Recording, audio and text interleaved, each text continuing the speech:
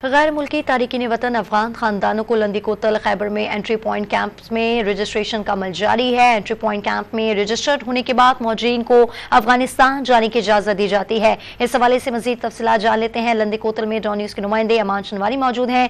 जी अमान, update कीजिएगा, camp में कैसे इंतजाम हैं?